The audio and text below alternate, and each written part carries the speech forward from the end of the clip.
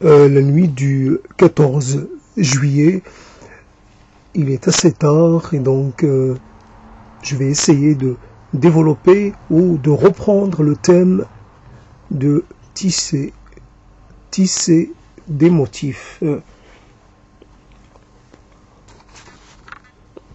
J'avais mis quelques notes de côté, donc je vais les reprendre. Après, je vais essayer de m'en émanciper pour aller un peu vagabonder et errer même au gré des mots et au gré des mots rencontrés, au gré des hasards et des surprises. Donc, tisser des motifs.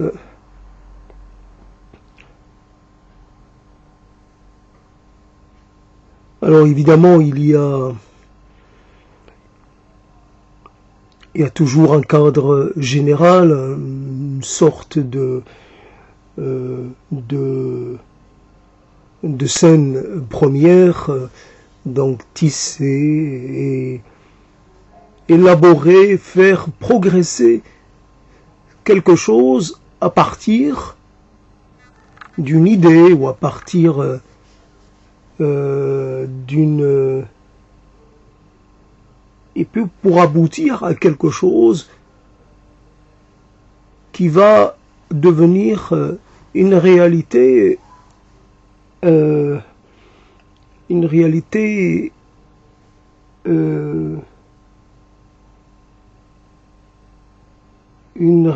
qui pourra traverser le temps.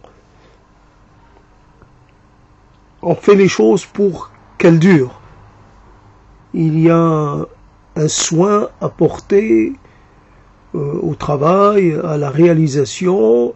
Il y a tout au long du travail le souci de faire bien et de faire solide et de faire résistant. Résister aux aléas de toutes sortes. Et donc, ça fait donc tisser des motifs. Ça peut être quelque chose de totalement insensé, qui n'a pas de sens. Tisser des motifs qui ne communiquent pas, des motifs qui ne se rejoignent pas, des motifs qui ne s'intègrent pas les uns aux autres. Un motif qui viendrait même couvrir un autre motif, et dans une sorte d'empilement des motifs, et il n'y a pas réellement l'idée de donner à chaque motif sa place, de lui donner une identité, de lui garantir un espace d'expression. Non, un motif n'a pas plus de valeur qu'un autre, donc un motif il pourrait très bien se substituer à un autre et finalement faire disparaître ou rendre le motif précédent, le rendre, l'invisibiliser, le rendre inopérant, le rendre, le faire passer du monde de l'être ou de l'étant au monde du non-être ou du non-étant, du monde de la non-étance. Et c'est vrai que c'est toujours un peu particulier de travailler sur une chose qui a besoin d'avoir un pendant matériel concret. En même temps que l'on parle, il faudrait se mettre à imiter le travail du tisseur, ou le travail de l'ordonnateur, ou le travail du concepteur. C'est toujours impressionnant de voir apparaître à partir d'une boule d'argile, évidemment préparée à l'avance, et cette boule d'argile va s'épanouir et devenir quelque chose. Et je me rappelle de cette vidéo des années 30 dans le pays du Maghreb extrême, l'extrême occident de l'Afrique du Nord, et ça fait que quelqu'un, il est là, il y a quelqu'un qui lui demande à chaque fois de changer. Donc il travaille autour et il réalise une chose, alors l'autre lui demande de l'agrandir ou de lui donner plus de hauteur ou de l'arrondir à chaque fois, donc, et le tourneur suit la demande de la personne à côté qui lui demande un peu comme une sorte de défi, voilà, fais comme ça, et on voit un peu l'image accélérée, mais on voit que l'on peut passer un peu comme, donc le tourneur peut passer d'un motif à un autre, mais le tourneur pris dans des considérations économiques doit finalement produire de la série, produire de l'identique. Mais quand même, dans cette opération qui consiste à faire apparaître une forme un peu plus complexe, un peu plus parlante qu'une boule. Quoique la boule, ça peut être très parlant, mais on a là quelque chose qui aura une présence plus manifeste.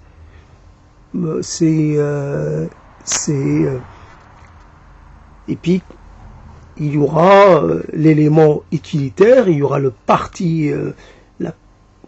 part utilitaire et la part décorative, un peu comme un pendant ou un complément à cette histoire depuis la poterie cordée, depuis l'époque où les gens faisaient de la poterie ou de la céramique et puis appliquaient des coquilles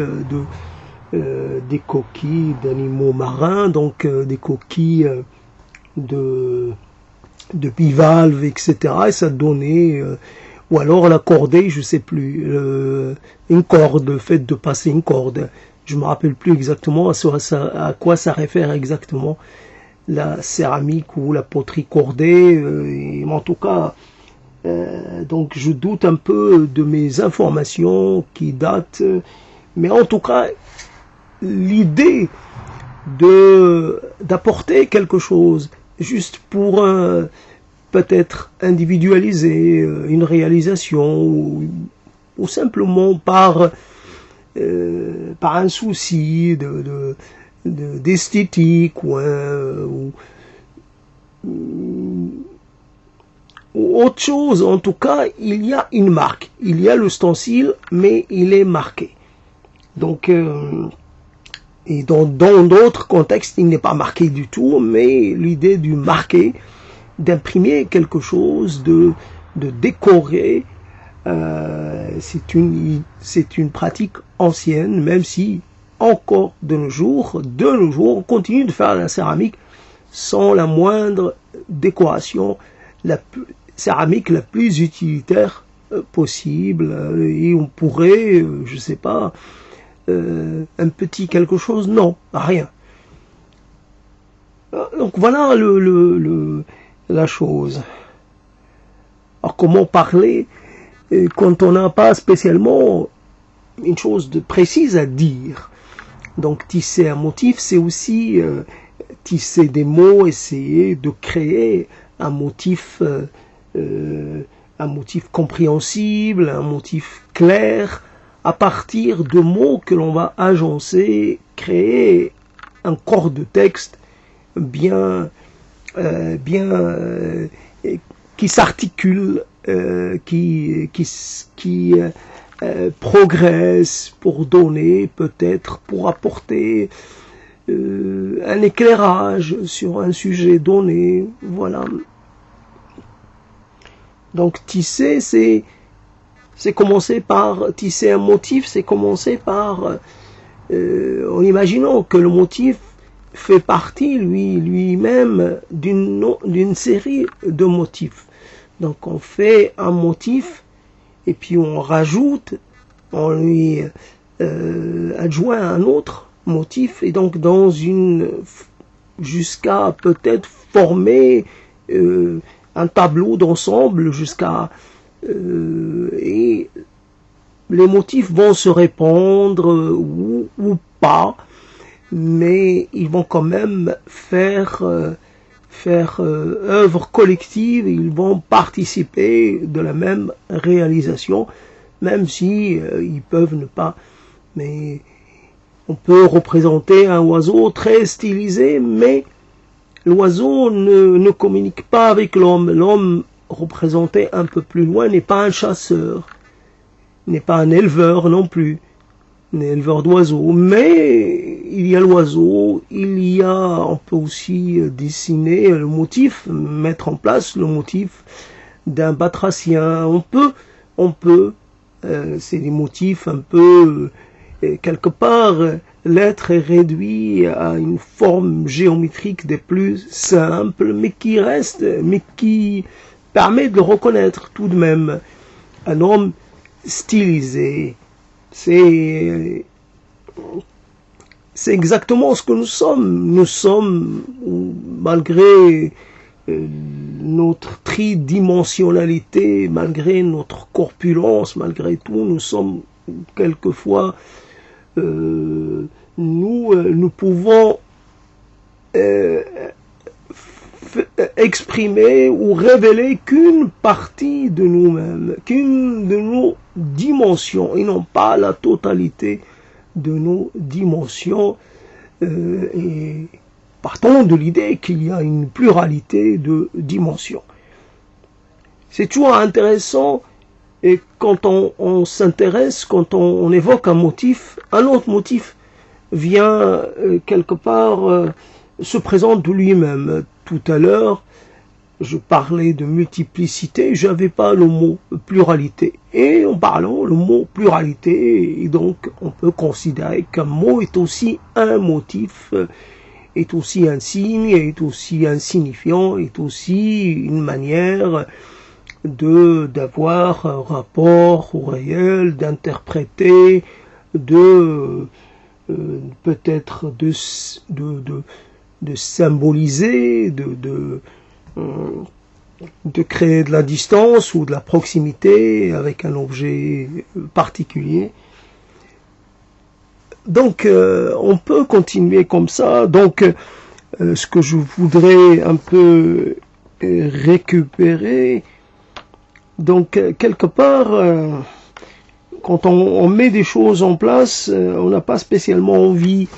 Alors je peux penser à un danseur qui se laisserait un peu emmener par ses membres, par sa propre et quelque part qui bougerait uniquement mu par la force d'inertie. Voilà, et il n'y a pas obligatoirement l'idée de transposer quelque chose, faire une transposition du réel. Non, c'est uniquement les figures qu'on va tracer dans l'espace, les motifs que l'on va faire naître, mais qu'on laissera partir. Un motif vient de faire le motif précédent, et comme pour les mots, un mot vient fait disparaître le mot qu'il a précédé, et donc dans une sorte, non pas une fuite en avant, mais dans un monde où les choses ne peuvent pas exister dans la simultanéité. Il n'y a pas assez d'espace pour que deux choses puissent exister, ou alors il faudrait créer des doubles à chaque fois. Chaque double va finalement continuer de dire un mot, toujours le même, le double à côté continue, donc et on pourrait comme ça mettre en place quelque chose d'illimité. Pour dire un simple texte, il faudrait des milliers et des milliers de locuteurs, de 10 heures, ce qui n'est pas possible. Donc on accepte bien l'idée de laisser mourir un mot pour faire naître un autre. Voilà un peu comme oui, un petit moment d'éclat, et puis boum, ça y est, la bulle a explosé, la bulle de vie d'un mot a explosé, et puis c'est fini, c'est fini, c'en est fini du mot. Même si quelque part dans cet exercice on continue de donner une forme de pérennité au mot en l'enregistrant, en le numérisant. Donc, tracer des motifs, on imagine une terre sèche, comme pour ces dessins que l'on voit évidemment, que ces représentations toujours stylisées, que l'on voit à partir d'une hauteur, et que voilà, donc les dessins du plateau Nazca, etc. Nazca, si je me souviens bien. Donc évidemment, à partir de quelques amas de pierre, on fait naître une figure extraordinairement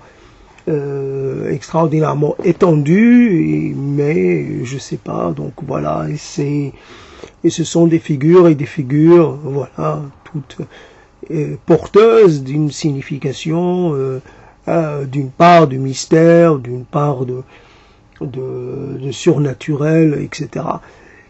Et on pourrait, dans un espace comme ça, vide, plein de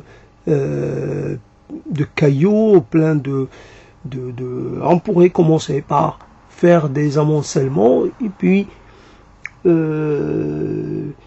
c'est l'espace qui reste, comment dire, pour ce qui est de l'espace dit naturel, il y a des contraintes, des consignes et des sanctions prêtes à être infligées aux gens qui ne respectent pas. Il y a le dress code du promeneur, mais dans un espace qui n'appartient à personne, ou qui appartient à un État, mais qui n'appartient qui quelque part qui n'est pas habité, qui n'est pas délimité, qui n'est pas marqué.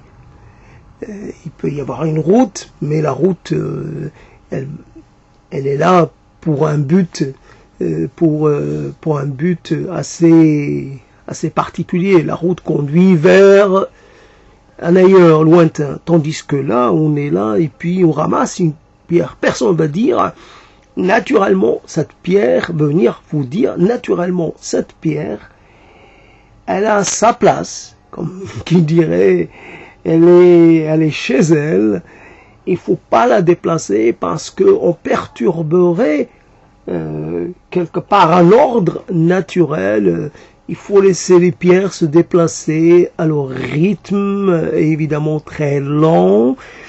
Il faut pas venir perturber cet ordre naturel, et pas de la même sacré, puisqu'on est sur le point de sacraliser la nature et voire de diviniser la nature, mais c'est un processus, voilà, qui se poursuit depuis. Et là, je fais quelque chose, je crée un motif. Mais je ne suis pas celui, je ne suis que l'exécutant. Je deviens simple machine, simple manipulateur, simple transporteur, simple déplaceur de cailloux. Ici, je fais un amas, d'un côté, j'en fais un autre, sans sélection particulière, sans critères particuliers. Ici, des cailloux allongés avec des cailloux plutôt carrés, des cailloux arrondis, des cailloux lisses, des cailloux pas lisses, des cailloux qui sont durs, comme des cailloux moins durs, voilà, des roches sédimentaires comme avec des roches métamorphiques ou des roches basaltiques ou des roches on peut faire des accumulations sans faire attention à l'identité de la roche, à ce qu'est la roche, cette roche-là, et elle a 2 milliards d'années. Une autre, c'est beaucoup moins, évidemment, mais on va les faire tenir ensemble. Et puis peut-être même qu'on va inclure dans l'ensemble une roche qui, elle, viendrait de très loin, qui daterait, qui aurait peut-être qui aurait 4 milliards d'années d'existence, voire plus, 5 milliards, 6 milliards, quelque part, une roche venue s'échouer sur Terre, et voilà, et elle a trouvé sa place. Elle est tranquille depuis une éternité et je viens la perturber et je perturbe l'ordre je perturbe cette disposition, cette disposition mais je m'en soucie pas tant que ça, puisque le principe de la perturbation, je ne suis qu'un perturbateur parmi tant d'autres, un agent, puis un agent naturel qui apporte qui déconstruit, qui déplace, qui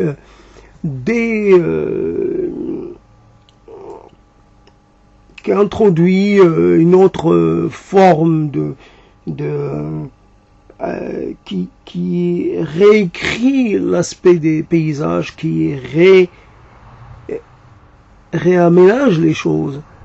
Voilà, je vais prendre une pierre et je vais l'amener très loin, peut-être quelques centaines, voire des milliers de kilomètres, et je vais la rendre orpheline, exilée, comme, voilà, je vais lui faire subir les affres, faire connaître les affres de l'éloignement de la terre natale, du sol natal, et puis voilà, je la pose quelque part, là où les conditions ne sont pas les mêmes. Ici, il fait un temps plus humide, alors la pierre pourra peut-être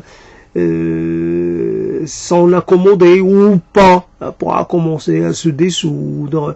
Voilà, une pierre qui va finalement disparaître en tant que pierre, mais pas en tant que composant de la pierre. Cette pierre va se dissoudre parce que c'est du calcaire, quelque part, et à force, elle va perdre grain par grain, si je puis dire, même si calcaire, je ne sais pas si c'est du grain ou c'est autre chose. En tout cas, voilà.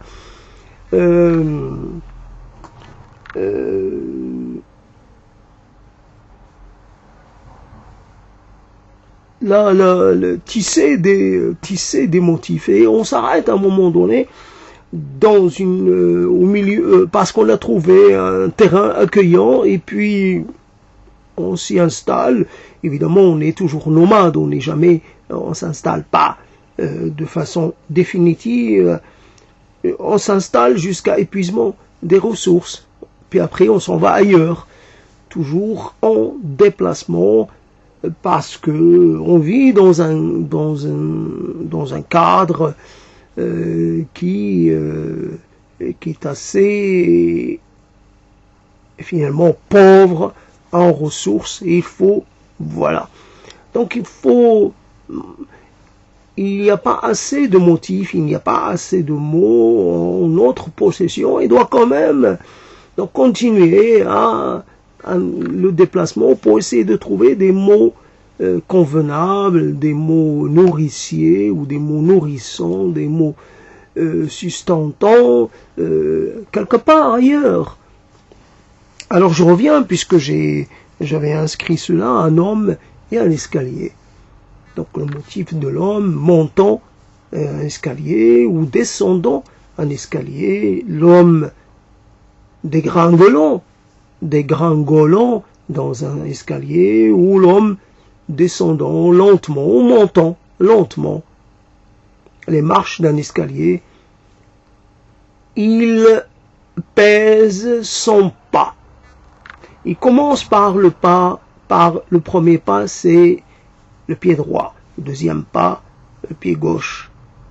Il a appris à avancer toujours en posant le pied droit avant le pied gauche. Il avance et il ne peut pas faire plus vite. Il ne peut pas. Alors il se résout à avancer tel un être qui aurait tout perdu de sa mobilité. Alors il fait pas des retours, il fait pas des flashbacks, il se voit pas en train de monter les mêmes escaliers comme on les survolant. Non, il est là dans l'instant. Il voit et il doit monter, mais en même temps, il faut pas qu'il rate une marche. Il faut pas qu'il perde l'équilibre. Il monte lentement, mais il se dit, il en a l'expérience, il se dit lentement, sûrement, je vais finir par arriver là-haut. C'est vrai que ça va me prendre un temps considérable, mais ce qui compte, c'est d'arriver là où je dois arriver. Là, il n'y a personne pour m'aider aujourd'hui. Généralement, il y a quelqu'un. Mais là, je dois me débrouiller, et puis ça me rend un peu de considération, de pouvoir compter quelquefois sur moi-même. C'est vrai. Ouais, j'ai un peu de peur tout de même, mais je me contiens. Alors voilà donc l'homme et un escalier. Qu'est-ce qu'on raconte? Un escalier qu'on connaît par cœur, mais qu'on commence un peu à appréhender. C'est le même escalier qui était toujours de notre côté. Aujourd'hui, il pourrait nous surprendre, et pas de la meilleure des manières. Il pourrait se retourner contre nous. Ah, tu voudrais me trahir, toi, mon escalier. De toujours, l'homme et l'escalier, un motif intéressant. L'homme, un autre homme, il se dit, si j'avance, j'aurais avancé. Si je recule, j'aurais reculé. Mais quoi que je fasse, que je recule ou que j'avance, je ne peux pas aller très loin. Je ne peux pas faire demi-tour, mais je ne peux pas non plus aller de l'avant. Alors qu'est-ce que je dois faire? Je vais rester là, attendre que quelqu'un vienne décider à ma place, pourra me dire, me demander de le laisser passer, je serai obligé de m'écarter. Il pourra aussi m'emmener avec lui dans son sillage, dans son entraîné, comme ça, comme avalé par le courant d'air créé par celui qui est devant moi. On viendra peut-être me demander d'avancer, de ne pas rester là, parce que je pourrais gêner un homme qui est là et qui ne sait plus comment mettre un pied après l'autre. Il se demande, d'ailleurs il se dit droit, gauche, faut-il lever le pied à quelle hauteur, faut-il lever très haut, moyennement, il ne sait plus comment monter ni descendre à l'escalier. Il a oublié. Alors il sait pas. Il sait même plus à quoi sert un escalier.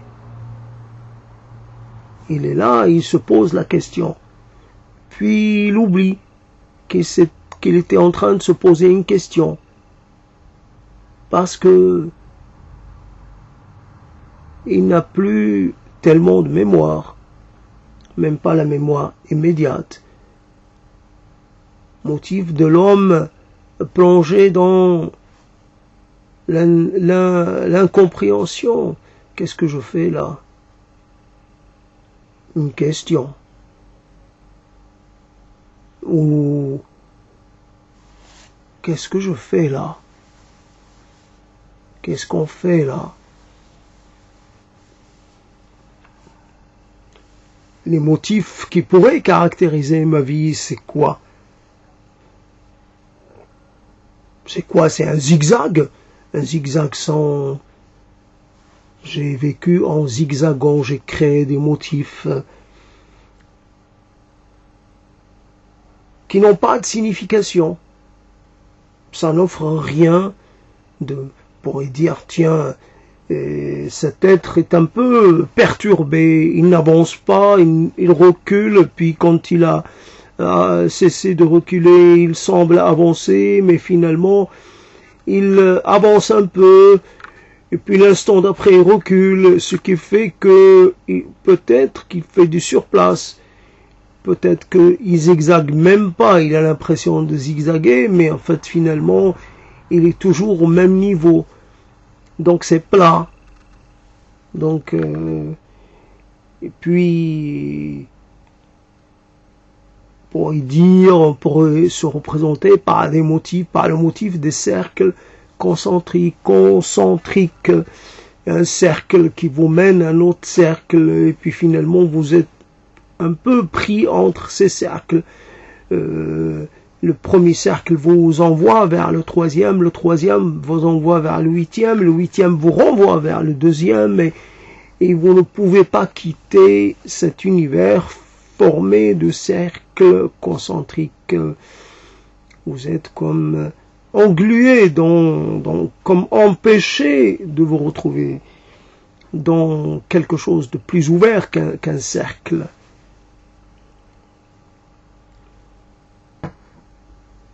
Donc un homme, on pourrait dire un homme une pomme, un homme un escalier, un homme une surface, et quelque chose qui permet de tricher, d'atteindre des niveaux plus élevés. Un escalier. Ça lie, ça relie, ça permet.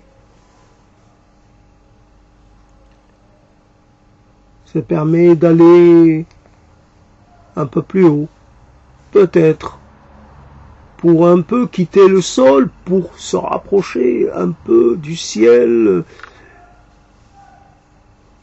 pour peut-être cueillir quelque chose, une étoile errante, une étoile mourante, ou un fragment de quelque chose, un fragment qui viendrait du ciel et qui aurait tant de choses à raconter. Ce fragment, il est très exotique.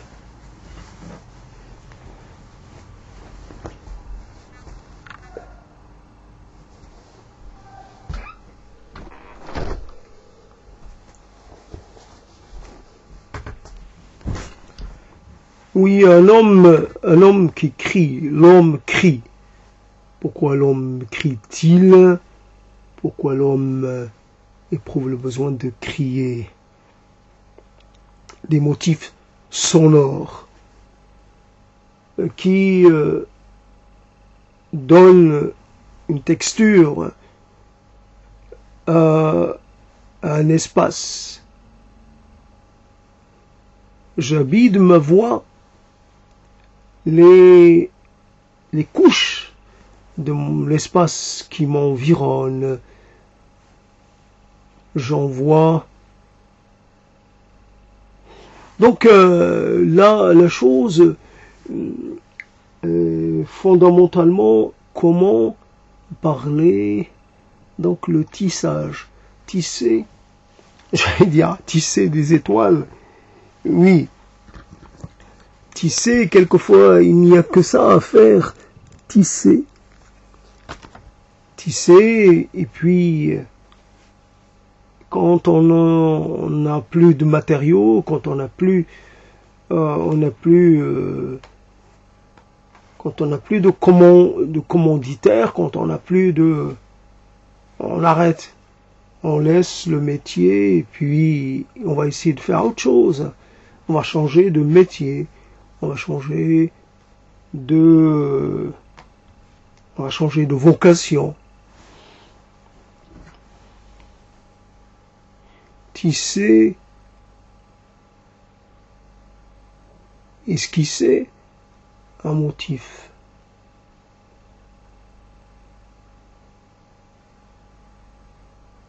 Un mouvement dans la nuit.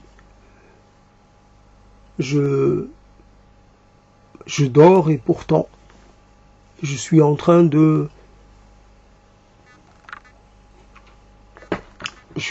faire des figures abstraites.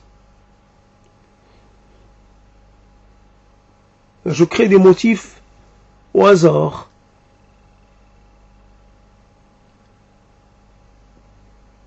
Poussés par des arrangements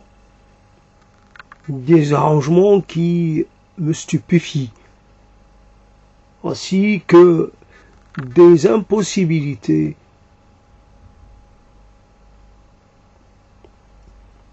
Voici que des proximités se font entre deux éléments qui n'ont pas à se retrouver réunis d'aucune manière. Et puis voilà, donc il y a une chose qui se relie à une autre. Et moi je suis devant une scène que je n'arrive pas à interpréter. Je suis réduit à l'incompréhension à l'intérieur de ma propre intériorité. Je peux évacuer, me débarrasser de certaines parties de ce tableau, mais je ne peux pas tout évacuer. Il y a des moments où j'accepte le déroulement de la scène du début jusqu'à la fin. Alors je sais pas, je connais pas la durée, je ne peux pas estimer quelque chose quelquefois que je pourrais penser avoir duré longtemps, peut-être qu'elle n'a pas duré, que longtemps, subjectivement parlons, Mais peut-on parler d'une subjectivité, ou alors je suis quelqu'un qui posséderait plusieurs subjectivités, une subjectivité d'éveil, une subjectivité d'endormissement, voilà, donc ma subjectivité change et se déforme et se reforme, se décompose et se recompose, voilà.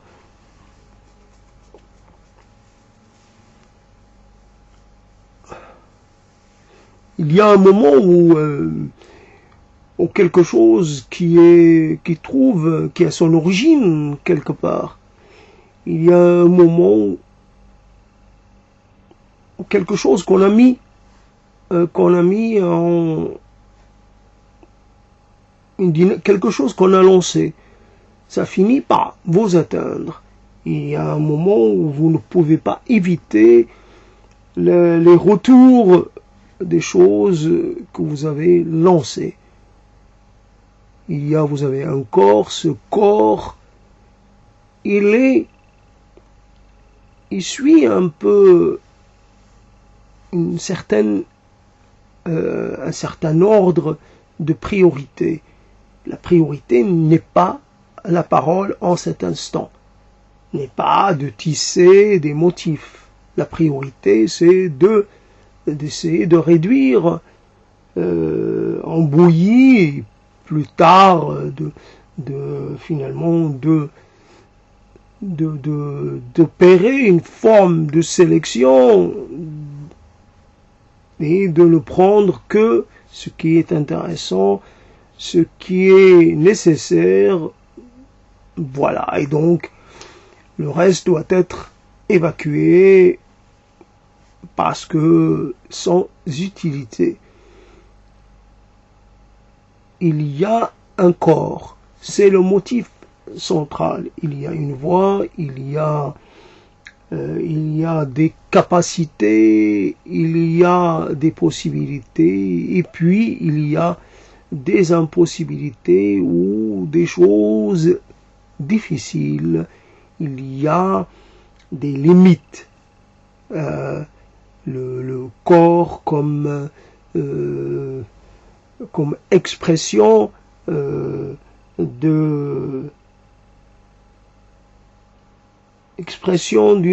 forme de puissance, mais aussi d'impuissance. Et évidemment, les deux vont ensemble, c'est connu.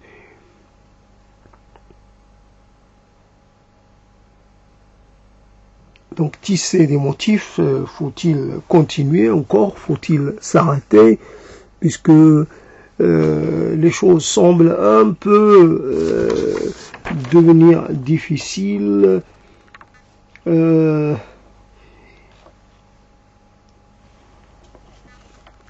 C'est vrai, marcher, simplement, ce mot de marcher jusqu'à ne plus savoir la raison pour laquelle on marcher jusqu'à atteindre le bord extrême du monde, jusqu'à atteindre la fin du monde et évidemment et un peu se retrouver devant le bord du monde et d'être un peu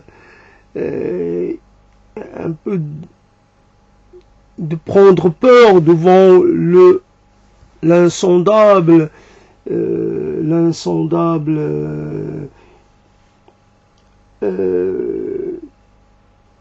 non pas trop, mais cette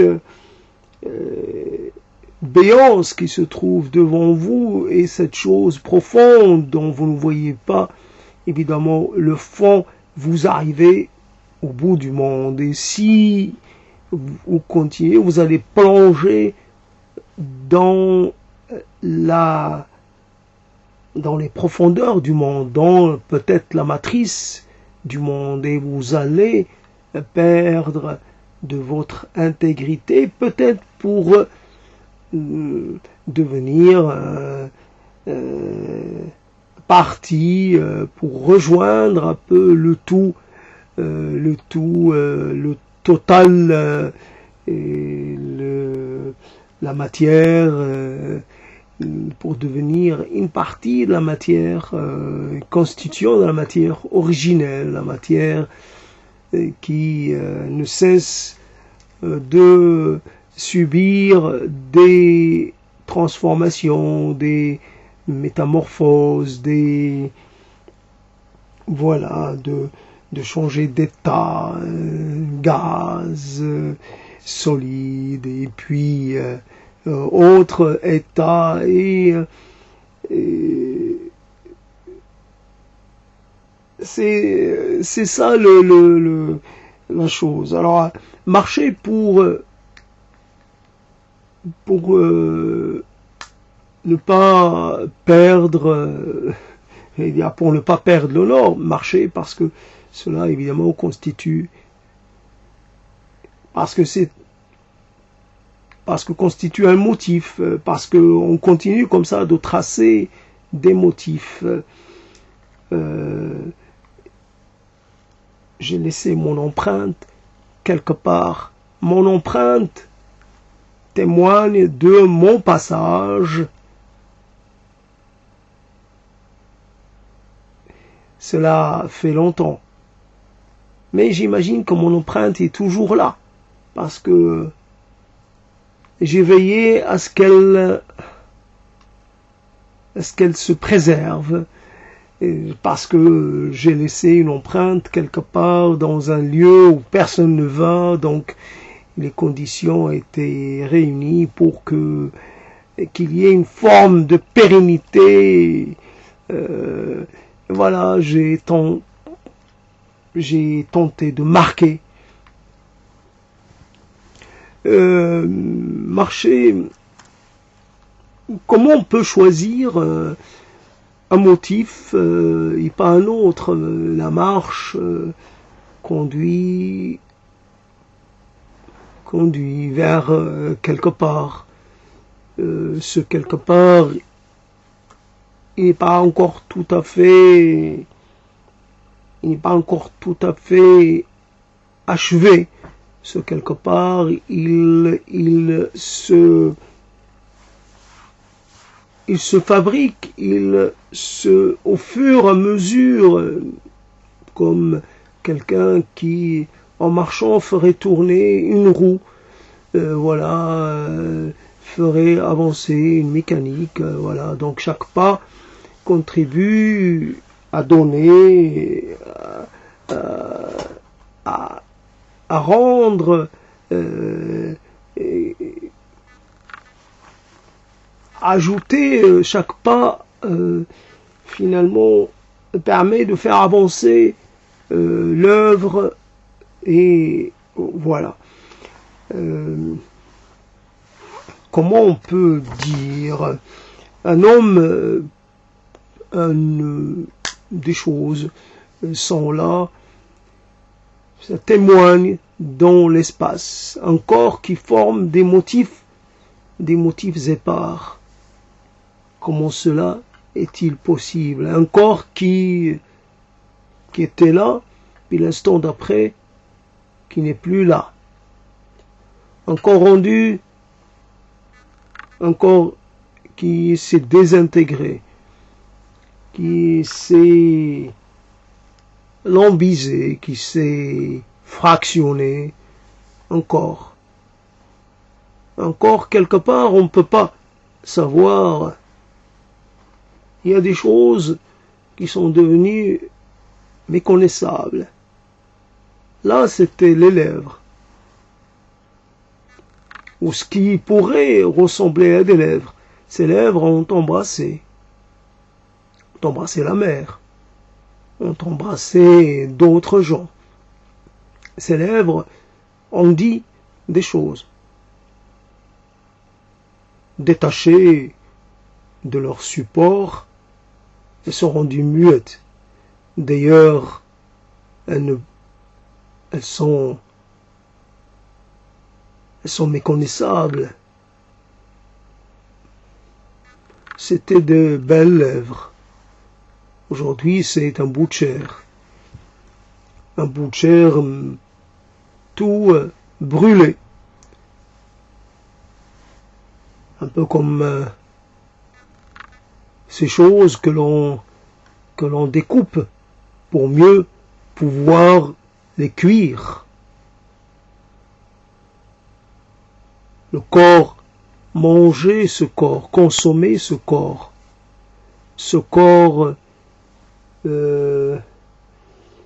non pas sacrifié, mais ce corps supplicié.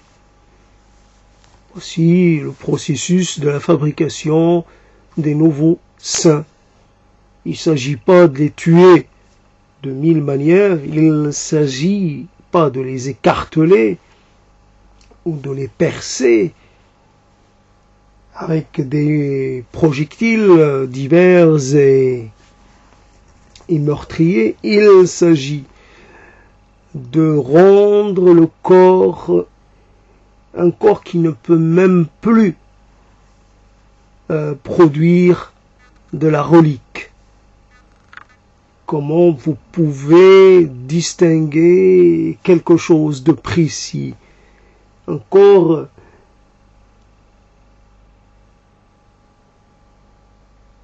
il y a là quelque chose, il y a là une tête, ou ce qui reste, il y a là une tête, mais elle est toute déchiquetée, elle est toute ouverte, il n'y a plus de cerveau dans la tête. La force de l'explosion a fait évaporer comment dire, la matière cérébrale. Ouais, ce cerveau qui a permis à son possédant de dire, de faire, de montrer, de créer des motifs, de montrer un chemin, de désigner le monde parfait parmi tous les mondes qu'il y a. Cette tête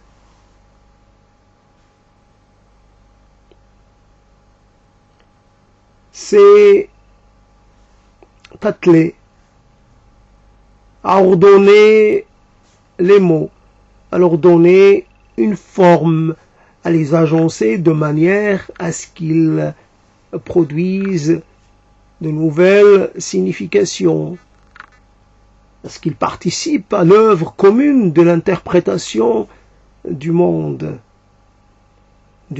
passé, du monde présent et des mondes à venir,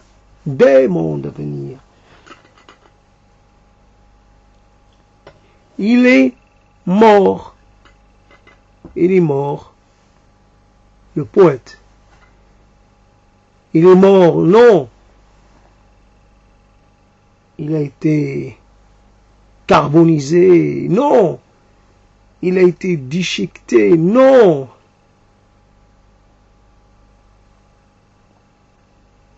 Un volatile est passé par là. Il a trouvé un morceau de chair. Il ne pouvait pas faire le lien. Il a mangé la chair du poète. Il a trouvé sa goutte, quoique un peu particulier. Mais il l'a avalé. Et pour lui, c'était un cadeau du ciel.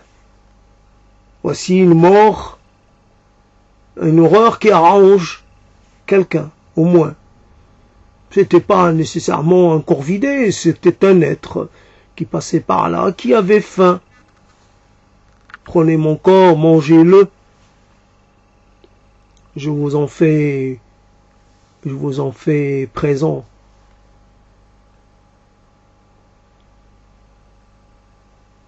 Une offrande d'une nature très spéciale.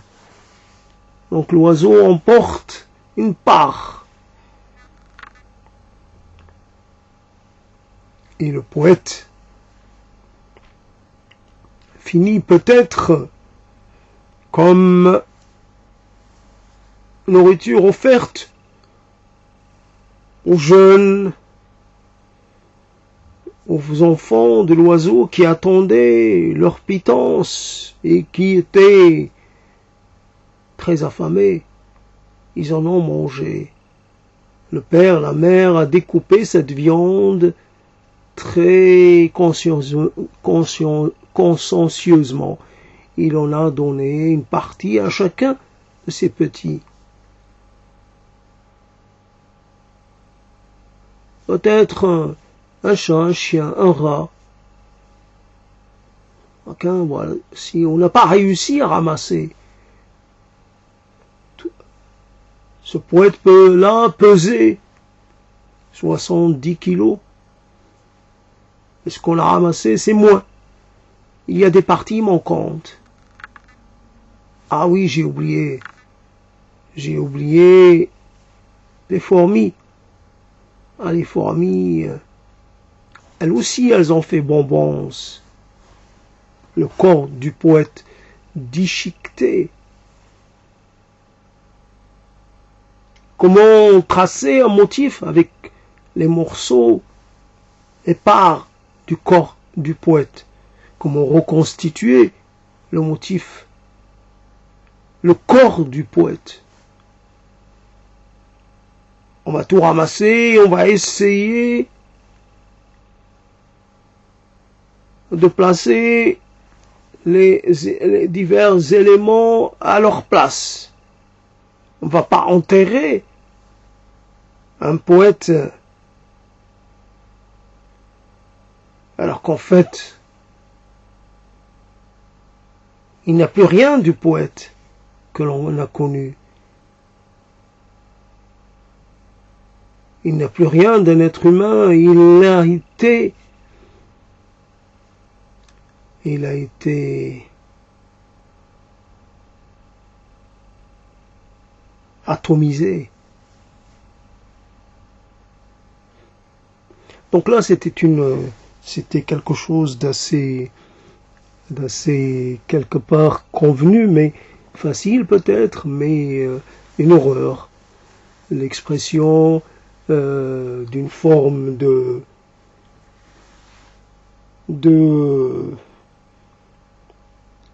paralysie ou une forme d'impuissance devant l'horreur. Un peu comme avec la chair, on aurait décoré, on aurait fabriqué une forme de sapin de Noël. Sapin de Noël, un Noël bien particulier. On va ramasser avec une petite pince peut-être. On va faire le tour, mais on ne pourra pas tout ramasser. La force de l'explosion a envoyé très loin les parties du corps de l'être qu'on vient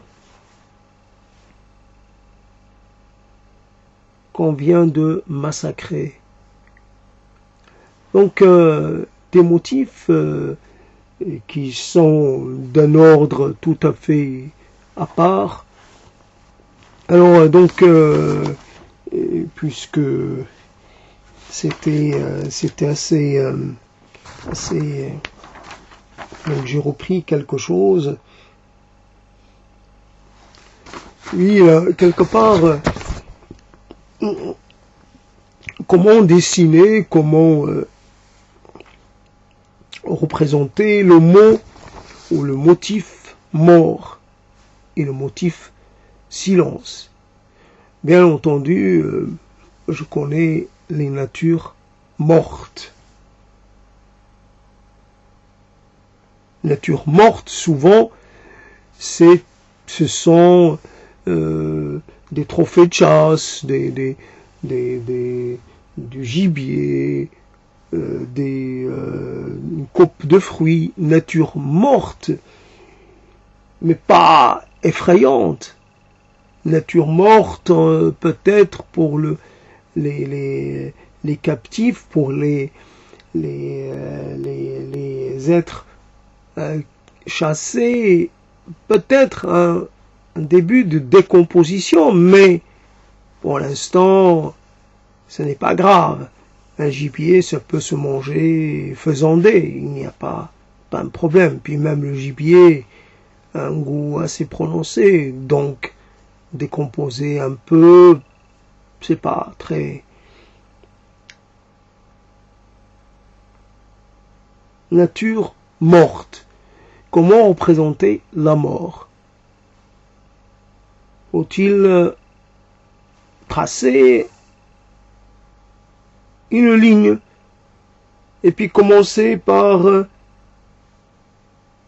créer des brisures comme des points de suspension, puis finalement arrêter de mettre d'inscrire ou de poser des points de suspension? Comment symboliser l'arrêt des fonctions biologiques, des fonctions cognitives? Un être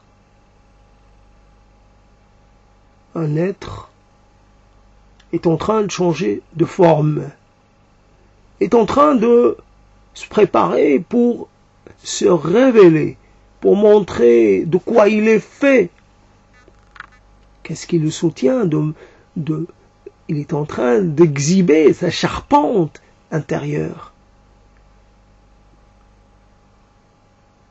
Charpente qui a tenu, qui a fait bon figure pendant un temps long, puis maintenant il n'y a plus rien à supporter. Motif, silence. Silence de mort, silence de cour, puisqu'il y a des silences de toutes sortes. Il y a des silences qui nous inspirent et d'autres qui nous laissent totalement indifférents. Silence. Faites silence. Signez. Faites le signe. Silence. Si vous voulez, silence de mort. Silence total. Oui, mais moi je veux pas d'un silence total. Je veux un silence entre les deux, léger, pas trop lourd. Un moyen silence. Je peux accepter de temps en temps qu'un bruit vienne faire irruption. Mais je veux quand même que le silence soit l'élément principal. Motif, silence. Faites silence, le moment est solennel. Le moment est celui de la commémoration. Le moment est celui de la souvenance. Le moment est celui de se rappeler, de penser, de communier, de se retrouver à évoquer des choses, du récit national, du récit international, du récit humain, du récit, tous les récits ne se valent pas. Le récit national, bon, je lui préfère le récit international, le récit universel. Souvenez-vous de nous, souvenons-nous de ceux qui nous ont laissés là, malgré eux, et qui n'ont même pas eu le temps de nous faire leurs adieux, et qui nous sont, voilà, ceux qui nous ont été arrachés, comme ça, brutalement. Le motif de la brutalité. La brutalité d'un événement soudain, d'un événement cataclysmique, d'un événement impossible impossible. L'impossible devient la réalité, devient l'instant d'après. L'instant d'après, ce n'est plus comme avant. C'est plus comme avant du tout. L'instant d'après, il est comme fêlé.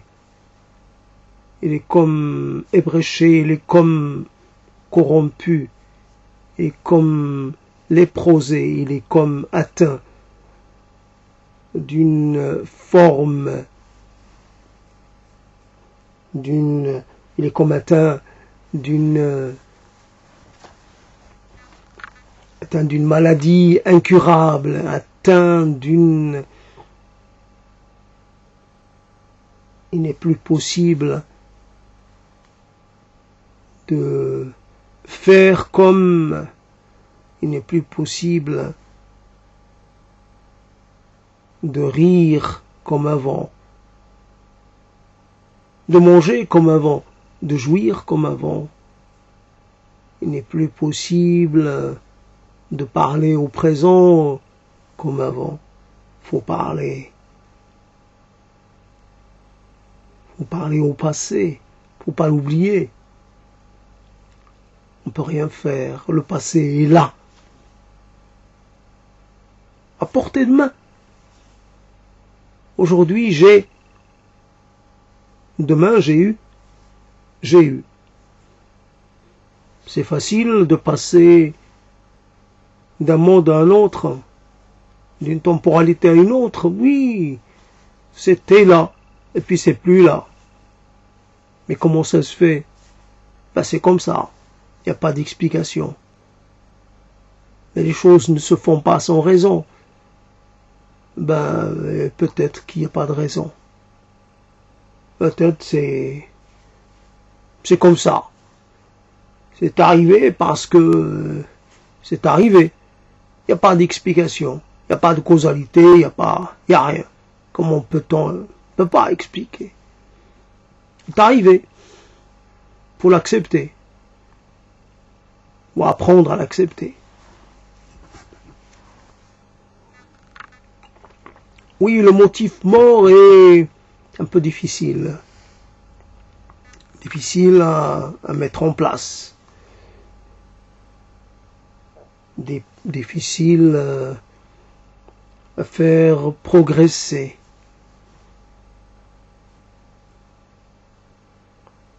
Une partie de soi est totalement et nous a été rendue inaccessible. Ainsi, comment je vois une chose, mais je ne peux pas l'atteindre. Je peux me souvenir de cette chose, mais mes souvenirs se retrouvent comme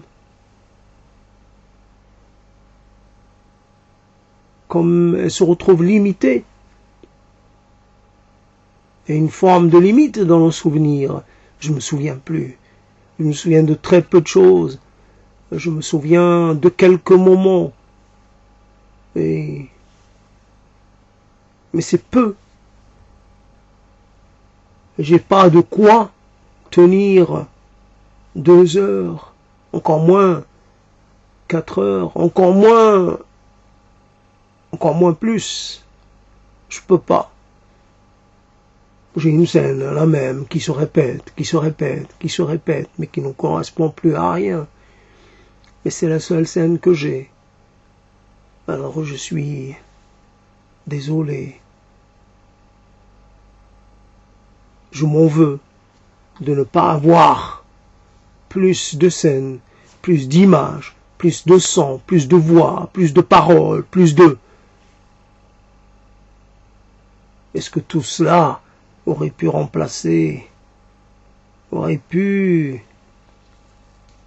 créer une forme de compensation? Non.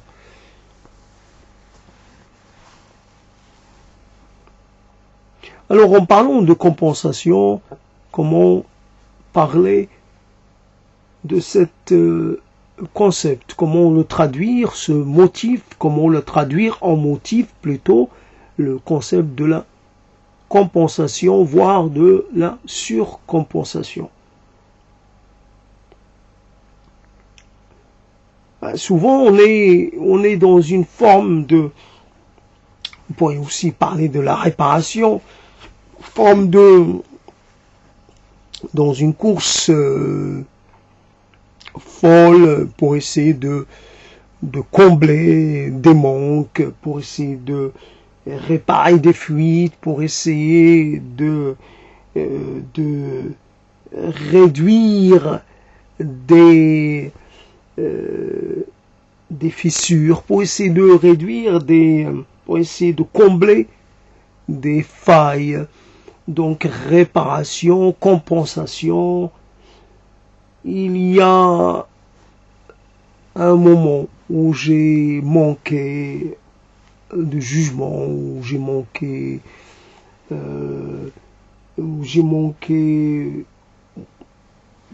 de quelque chose d'important. Et ce manque continue de me hanter, de me faire du mal. Je n'arrive pas à trouver comment compenser. Alors je compense comme je peux, mais je n'ai toujours pas réussi à combler, finalement à trouver la bonne formule, la bonne méthode. Donc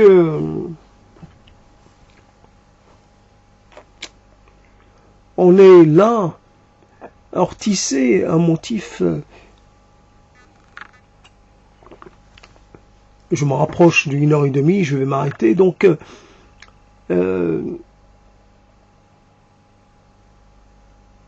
l'éther.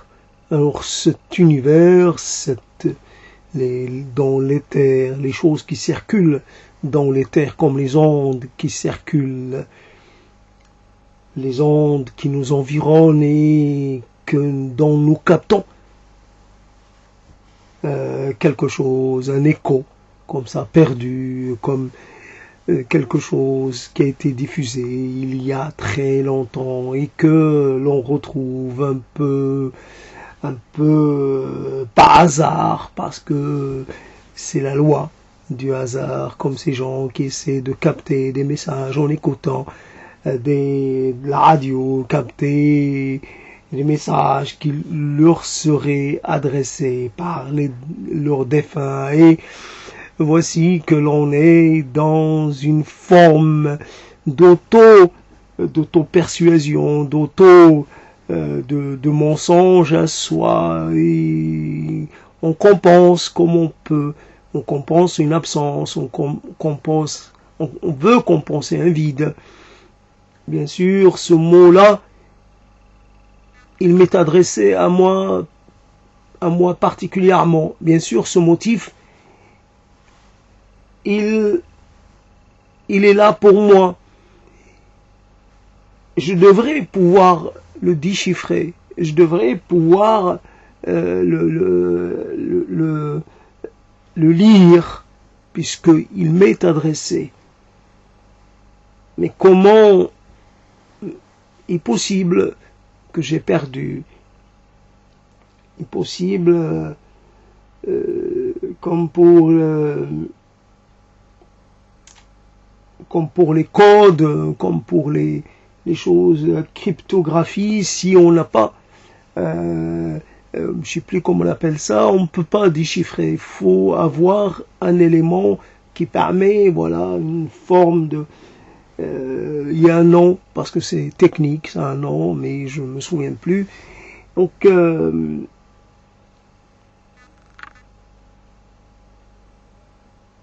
c'est...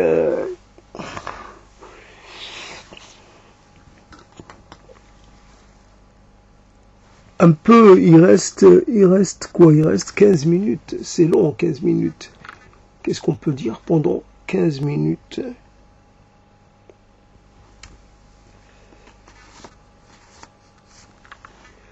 Je vois naître je vois naître, apparaître des formes. Ces formes-là semblent, donnent l'impression d'être stables, mais elles ne le sont pas en fait. Un motif, il a obligatoirement une durée, un début et une fin. Ça commence un jour, et puis ça se résorbe un autre jour. Qu'est-ce qui permet de dire que ça a pris, ça a vécu? C'est pas important. C'est pas important la durée. On pourrait parler de l'intensité, on pourrait parler de tant de choses.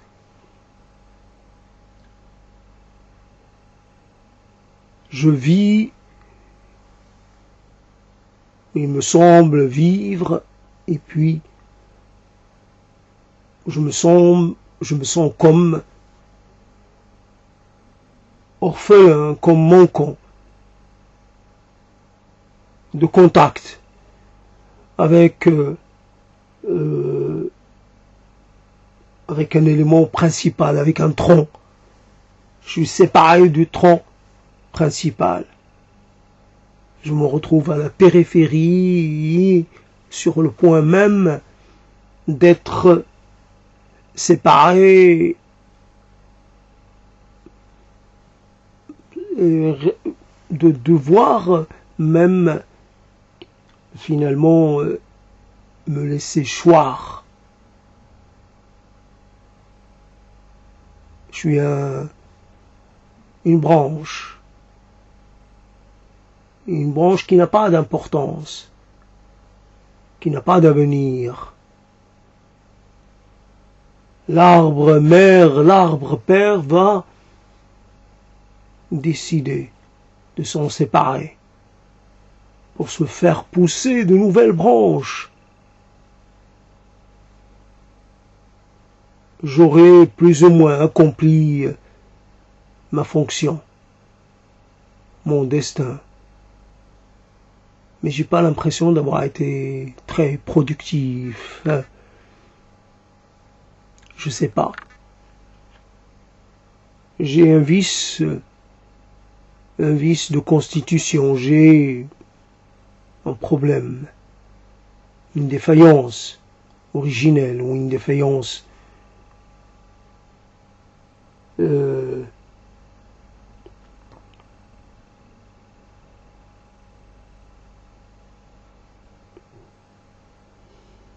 l'intérieur,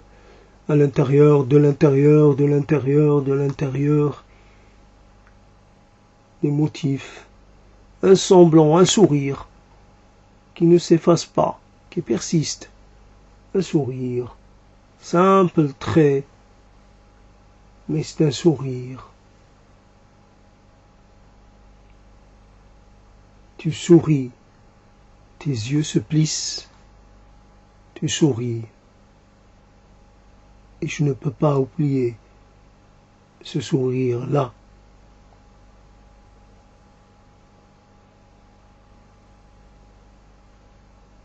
Je ne sais pas ce que je peux en faire et que je dois m'en réjouir parce que je me souviens de toi souriante. Est-ce que je dois dire, ce sourire-là, il n'est plus tout à fait aussi joyeux? C'est un sourire qui rappelle à quel point ta place est restée vide. Il y a de la vacance. J'ai de la vacance dans le cœur, j'ai de la vacance dans le corps, j'ai de la vacance dans l'avenir, j'ai de la vacance dans l'éternité. Je vais passer l'éternité seul, sans toi, coupé de toi. Rupture consommée.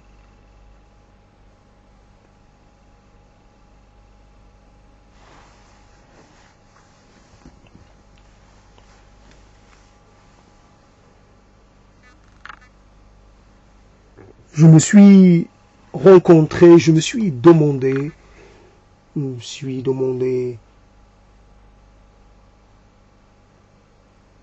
est-ce que tu sais, est-ce que vous savez où mène ce chemin? Et je me suis vu répondre, je ne sais pas. Quelle est la réponse qui pourrait vous arranger?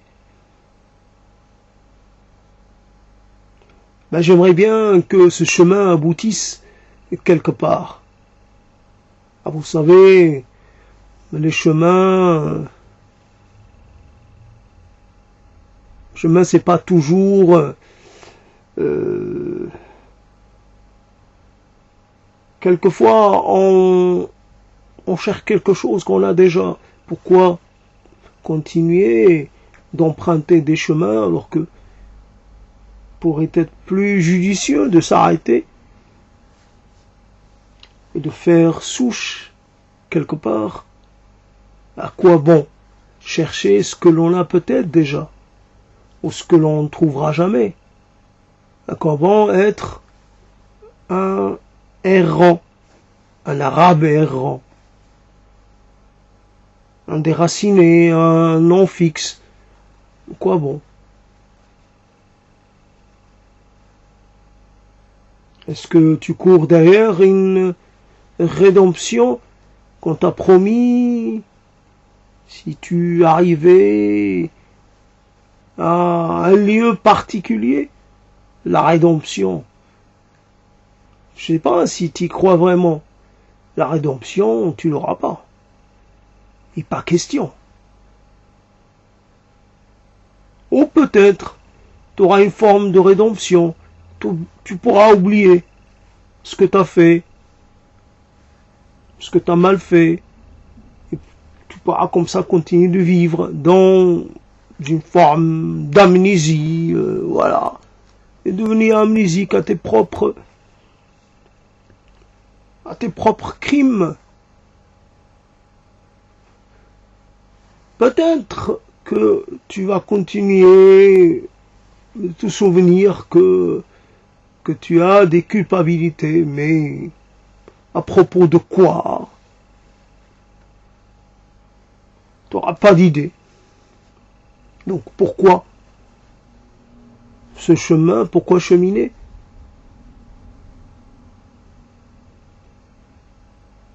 Pourquoi avancer?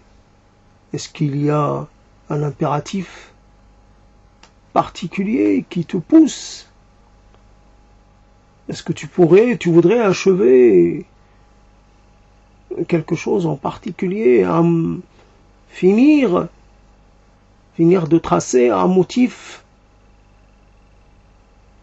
qui te semble important?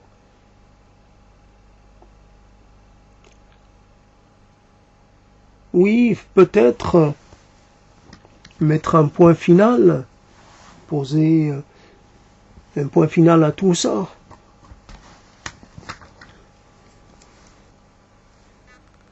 Répondre en pensant que c'est la dernière fois qu'on le fait, que c'est la réponse ultime. On peut se persuader de tout ce que l'on veut, que celui qui cherche pourra trouver. Même s'il ne trouve pas, il pourra toujours conclure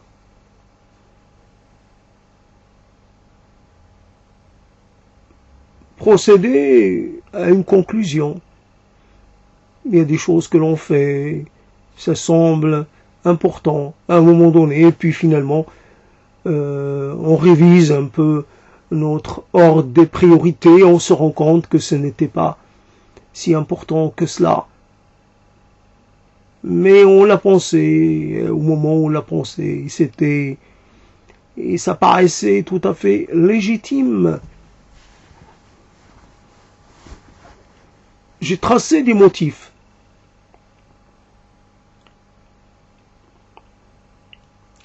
J'ai marqué j'ai marqué mon passage, j'ai indiqué des choses. Est-ce que j'ai fait quelque chose de mal? Est-ce que j'ai cédé à une forme de puérilité? Pourquoi marquer? Pourquoi laisser une trace? À quoi servent les motifs?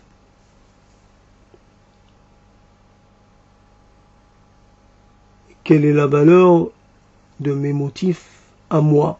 Pourquoi est-ce que j'ai effacé des motifs laissés par d'autres pour mettre en place les miens?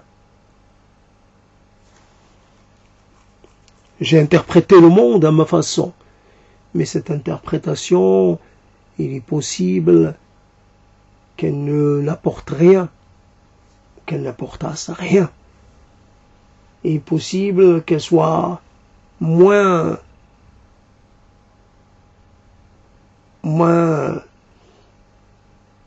prometteuse que celles qui l'ont précédée, mais j'ai effacé tout souvenir de l'ancienne. Et aujourd'hui, on doit faire avec la mienne interprétation.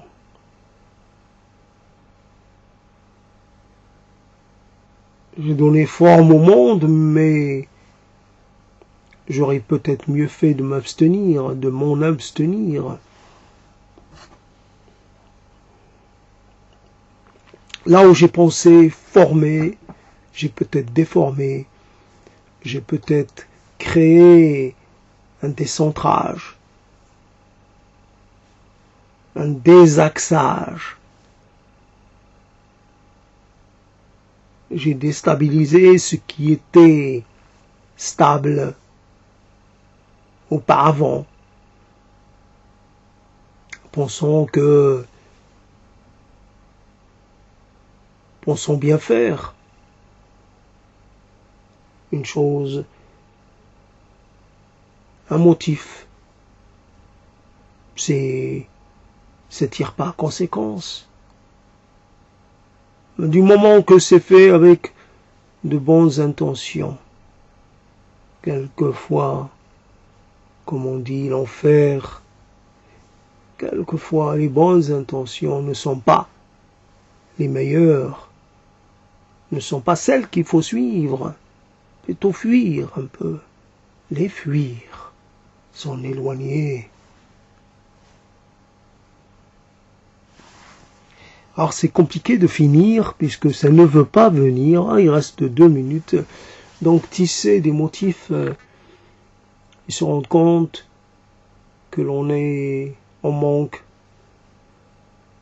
manque de matière première, on manque d'inspiration, on manque de volonté même. On a envie d'abandonner le métier, de le laisser comme ça, prendre la poussière. J'ai contribué. Maintenant, je peux me reposer. Je peux m'en aller.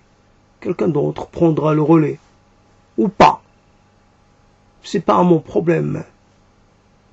Tisser, permettre au monde de renaître, permettre au monde de récupérer une forme, permettre au monde de se réinventer, c'est pas mon problème. Ce n'est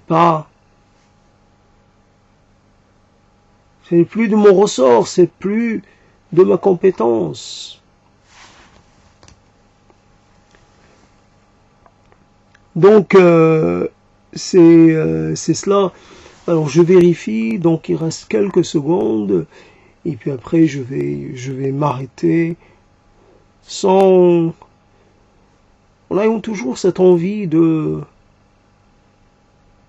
d'acter une forme de sortie du monde, du monde des signes, du monde des formes, du monde du concret, du monde de l'abstrait, du monde du mot, du monde des paroles, du monde des silences, du monde de la vie, du monde de la mort,